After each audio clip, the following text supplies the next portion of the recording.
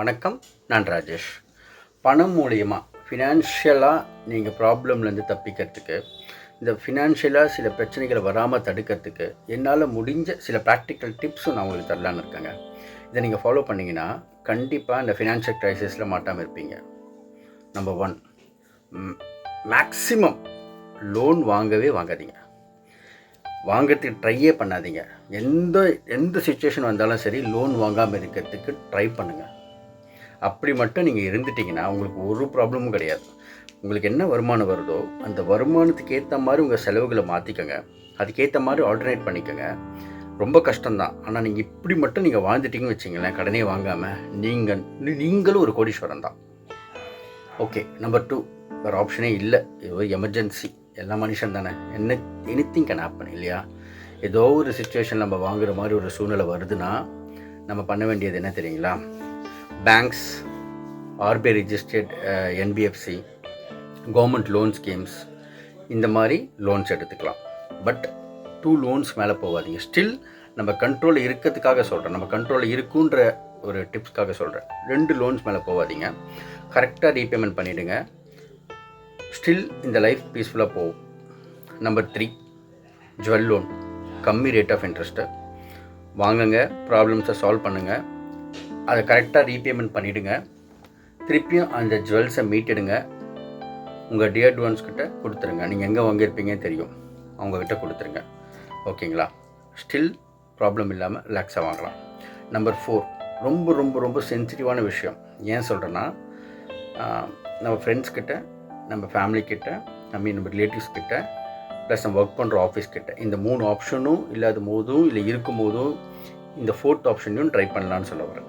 இந்த 4வது ஆப்ஷனில் இவங்க 3 பேர்கிட்ட, இந்த 3 ஃப்ரெண்ட்ஸ், ரிலேட்டிவ்ஸ், நம்மளுடைய ஒர்க் பண்ணுற ஆஃபீஸ்க்குள்ள நம்ம ஒரு அட்வான்ஸ் மாதிரி கேட்கலாம். ஃப்ரெண்ட்ஸ் கிட்ட பேசி கேட்கலாம், ரிலேட்டிவ்ஸ் கிட்ட பேசி கேட்கலாம். ஓகேங்களா? அவங்களால முடிஞ்ச அமௌண்ட்டை வாங்கலாம். அவங்களால என்ன அஃபோர்ட் பண்ண முடியுமோ அதை கேட்டு வாங்கிக்கலாம். இன்கேஸ் அவங்களால தர முடியலன்னா விட்டுடுங்க, நோ ப்ராப்ளம். நான் ஆல்ரெடி சொல்லியிருக்கேன் இந்த பழைய வீடியோவில், ஃப்ரெண்ட்ஷிப், ரிலேஷன்ஷிப் ரொம்ப முக்கியம், மோர் தேன் மணி. பணத்தை விட, பணத்துக்காக இவங்க 2 பேரும் நம்ம விடக்கூடாது. நம்ம கேட்டுட்டு அவங்க தரலன்றதுக்காக விட்டுறக்கூடாது. அவங்களோட சூழ்நிலையும் எப்படி ஒன்றா இருக்கலாம். ஸோ அவங்ககிட்ட கொடுத்தாங்கன்னா வாங்கி உங்கள் ப்ராப்ளம்ஸை சால்வ் பண்ணிக்கோங்க. திருப்பி அவங்களுக்கு கரெக்டாக ரீபேமெண்ட் பண்ணிவிடுங்க.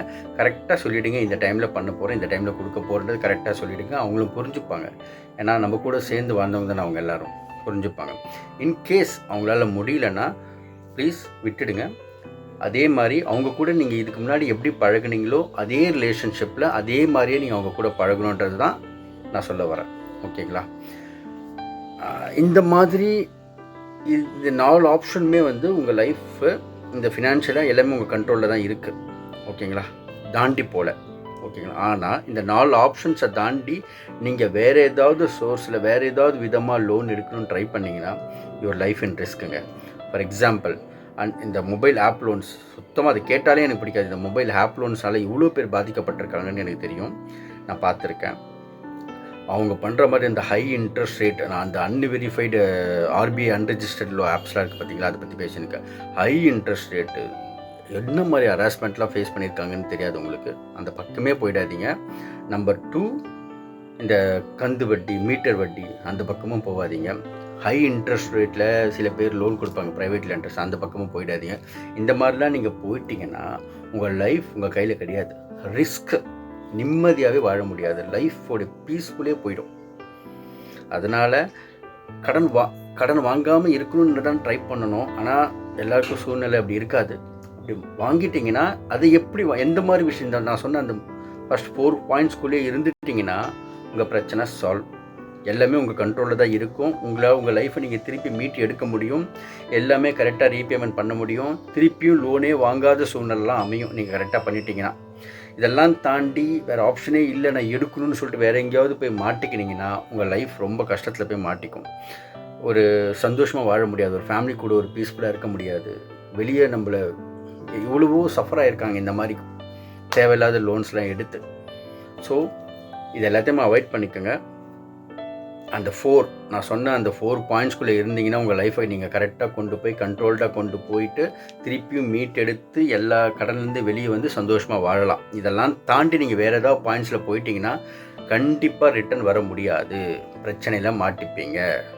ஸோ என்னுடைய ஃப்ரெண்ட்ஸ், என்னுடைய வியூவர்ஸ், என்னுடைய கொலீக்ஸ் ப்ளஸ் இதை பார்க்குற எல்லாருக்கும் சொல்கிறேன், சேஃபாக இருங்க, லைஃப்பை சந்தோஷமாக வாழுங்க, ஃபினான்ஷியல் டிசிப்ளினாக இருங்க, கரெக்டாக கொண்டு போங்க. நீங்கள் ஃபினான்ஷியல் டிசிப்ளினாக இருந்துட்டிங்கன்னா உங்கள் வாழ்க்கை அவ்வளோ அழகாக இருக்கும், எந்த ப்ராப்ளம் வராது, சந்தோஷமாக போகும். நீங்கள் ஃபினான்ஷியலில் இன்டிசிப்ளினாக போயிட்டீங்க, வேறு எங்கேயாவது தடமாறி தப்பான டிசிஷன் எடுத்துட்டிங்கன்னா, அந்த டைமுக்கு லோன் வந்தால் போதுன்னு சொல்லிட்டு ஹை இன்ட்ரெஸ்ட் ரேட்டில் ஏதாவது ஒன்று லோன் எடுத்து யார்ட்டையாவது வாங்கி மாட்டிக்கினீங்கனாலே நீங்கள் காலிங்க. அதை எடுத்து அதை அடைக்கணும்னு நினைப்போம், அந்த லோனை வாங்கிட்டு திருப்பி இந்த லோன் அடைக்கிறதுக்கு இன்னொரு லோன் வாங்குவோம், வேறு யார்ட்டையா வாங்குவோம். அதனால தான் சொல்கிறேன், 2 லோன்ஸ் மேலே போயிடாதீங்க. பிளான் பண்ணுங்கள், உங்களுடைய எக்ஸ்பென்சஸை பிளான் பண்ணி கரெக்டாக கொண்டு வந்து உங்களோட வருமானத்துக்கு ஏற்ற மாதிரி அந்த எக்ஸ்பென்சஸை கொண்டு வந்துடுங்க. சந்தோஷமாக வாழணும்னு முயற்சி பண்ணுங்கள், சந்தோஷமாக கண்டிப்பாக வாழ்வீங்க.